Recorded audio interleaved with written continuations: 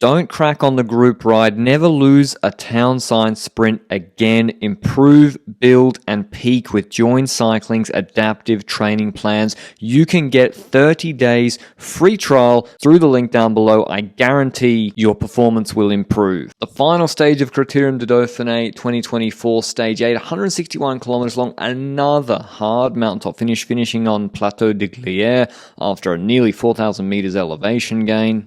That makes 3 days in a row with a 9% 20-minute plus climb for Roglic and Bora Hansgrohe now to defend and navigate. In terms of break formation, Marc Soler wanted to be and did get in the break again. Josh Tarling got in the break, helping teammate Freyler get in there. Zimmerman, others jumping. Eventually he was the break, and Visma Leasebike and Ineos were in the end with Lemon and Omar Freyler. But to what end? For the stage win?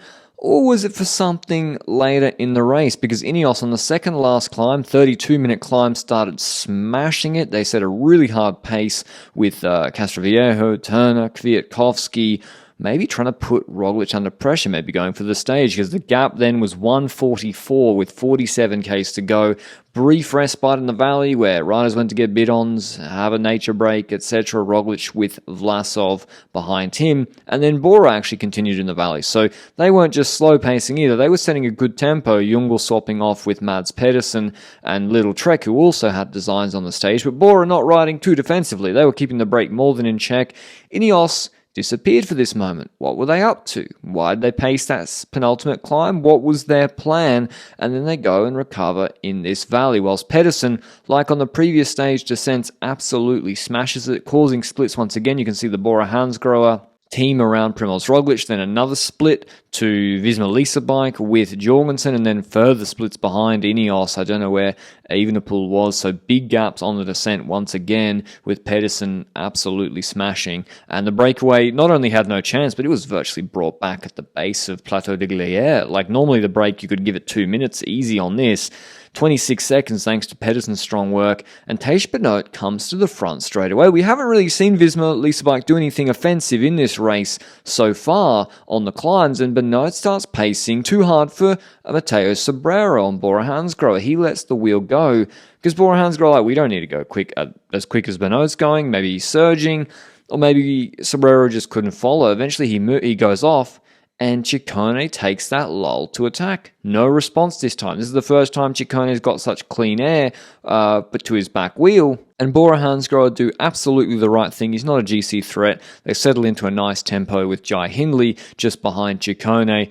And, you know, this is still, 6 k's till the short descent in this climb, then it kicks up again. Draft really, really matters, but respect to Ciccone for having a dig, and maybe if there was an action behind, he does indeed go to win this stage. But in the heat, the third hard stage in a row, other teams either sensed weakness in Bora Hansgrohe or had designs on making a fight in GC. De Plus attacks Remco, much, much better today compared to yesterday. He goes to his wheel, and Vlasov looks less comfortable than the previous stages, the last Mountain Domestique for Roglic. In the other stages, Vlasov completely suffocated and shut down the race. He did such a good job this week. But here he's out of the saddle, he's sprinting, Remco pulls off, he was just trying to test his legs, and Vlasov's not getting immediately back to the wheel of De Plus, who shredded this to about 6 riders, G, Jorgensen, Buitrago, Roglic, and Vlasov, as well as his teammate Carlos Rodriguez, who's in that group. So very, very small group. And then De Plus keeps pacing. He wasn't just attacking for his own ends, he keeps pacing hard, and here you see the first elbow flick from Vlasov, but there's no response from Roglic. He doesn't go to the wheel of De Plus. Vlasov is trying to tell Roglic that he's about to blow up, and then he just pulls out and now leaves a small gap. And then I'm thinking, why does Roglic have to close De Plus? Like, Ciccone is on 3 mins on GC, De Plus, I don't know, 2 mins or something, but Roglic is getting to his wheel, and then we're waiting to see what will Ineos do next. And Rodriguez is on the radio.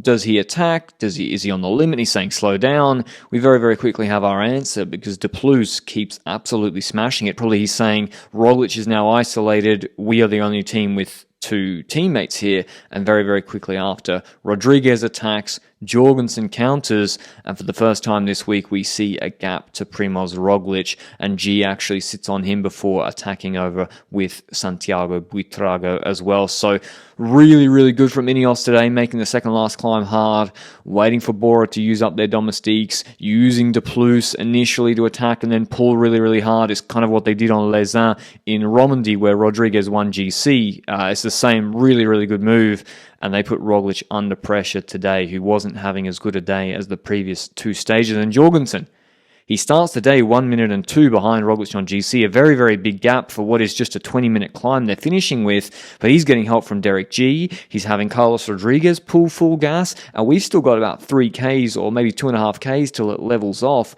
on Plateau de Glières, and he's getting help from these riders who are pulling really, really strong. And initially, okay, it looked like Roglic maybe not having the best day. He's crashed in this race, I think, twice.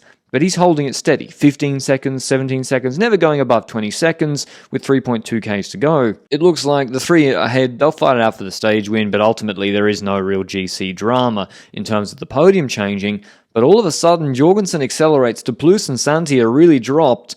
And maybe Jorgensen got told the gap was expanding, and it's going to 30 seconds in about 500 meters. It goes well over that when they get to the short descent part, as Rodriguez keeps helping Jorgensen. And Roglic, he is very, very quickly losing time, having to look to Giulio Ciccone to help him. But Ciccone's like, well, I'm like 9th on GC, and the stage win's gone. And in the little kicker to the finish, Jorgensen keeps pushing really, really strongly, drops Derek G, who's obviously having a career performance himself as well. The gap goes to 40 seconds as Jorgensen gets a relay from Rodriguez under the Flamme Rouge.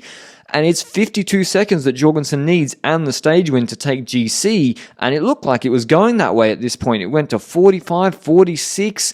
But fortunately for Roglic and unfortunately for the young American in the white jersey, the stage leveled off at the finish. And despite Rodriguez pulling strongly to the line and taking the stage win, it wasn't enough for Jorgensen. With Primoz Roglic, he did a really, really good last 300 meters, basically keeping it stable. He's so aero at the finish. So saves the day, 48 seconds behind. Good sportsmanship from the both of them, with Roglic narrowly defending that GC lead. But what a performance from Ineos, from Carlos Rodriguez, from Jorgensen this week, and Roglic as well was really, really good in the other stages. But Rodriguez wins the stage ahead of Jorgensen, 15 seconds to G, De Plus, then Buitrago, then Roglic, Ciccone, Evenepoel, Vlasov, and Landa. Here's what Roglic had to say after the stage. Looking to myself, quite crazy, actually, to be able to win Dauphiné with the things that everything happened in between. So beautiful.